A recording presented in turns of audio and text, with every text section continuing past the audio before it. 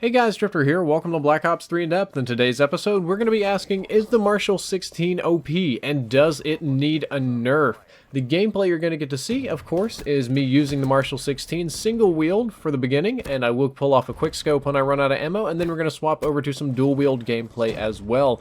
And first things first, I will admit that I like the Marshal 16, and I think that's kind of where I got the idea for this video, is I realized I was running it on over half of my classes, even when it wasn't a sniper class, and I was even running this as a primary weapon just because I liked using it so much, and that's probably not a good sign for it to be a supply drop weapon and a secondary weapon that's not supposed to be that reliable. So in my original in-depth video, I said this was a very high-risk, high-reward pistol. However, my opinions on it have changed with some use. Let's start off with some facts. Fact number one, the Marshal 16 can one-shot kill up to 9 meters, which is moderately competitive with the other shotguns in the game, especially given some of the ones that can't one-shot kill at all, and is definitely going to be more effective in close quarters combat than any of the other pistols, but as a shotgun pistol it should.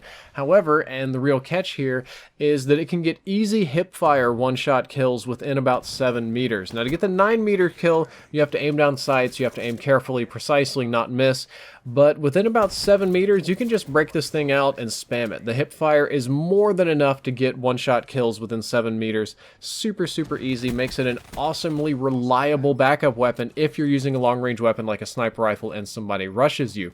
However, the raise, drop, draw times, ADS times, hip-fire, all this other kind of stuff are pretty much the same as the other pistols that can't one-shot kill. So you can draw the Marshal, fire the Marshal, hip-fire the Marshal, do all these things with the Marshal just as easily as you can with the other pistols, but the other pistols don't one-shot kill.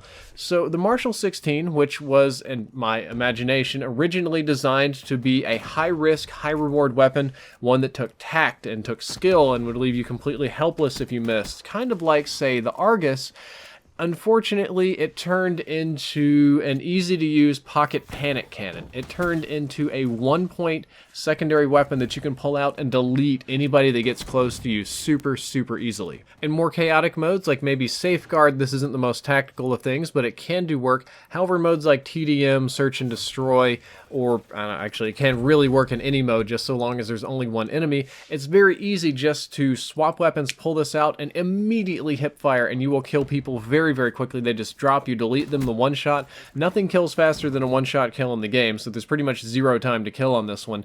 It's just too easy to use, in my opinion, and I think that the mitigating factor was supposed to be the very slow rate of fire, but I feel like the slow rate of fire is a non-issue for most Marshal 16 users because they use the weapon as a pocket panic cannon. They're only really trying to kill one person, and if you run dual wield, you get 2 shots, and that 2 shots can actually extend your range a little bit or allow you to kill 2 people, so it's still very deadly, and I don't think most people really care about the slow fire rate. You can even run fast mags on it, or like the fast receiver, so you can rechamber it super fast. It's clearly the best secondary pistol, and as far as I'm aware, has no non-supply drop analog, and this is where it really kind of hits home, is that if this were in the base game, it would be fine. It would definitely be a popular weapon. The pros would probably complain about it, either ban it or use it all the time, but it's not. It's a supply drop weapon, and as a supply drop weapon, if you get it in a supply drop, I feel that you do get an advantage over other players. And of all of the supply drop weapons, this is the only one that I feel gives a true advantage. I don't feel that the new sniper rifle does because it's kind of bad, or the Marshal 16 because it's got crazy bad ammo problems, or the HD40, it's a bad CUDA, or any of the other weapons, the really occasionally annoying crossbows but are difficult to use.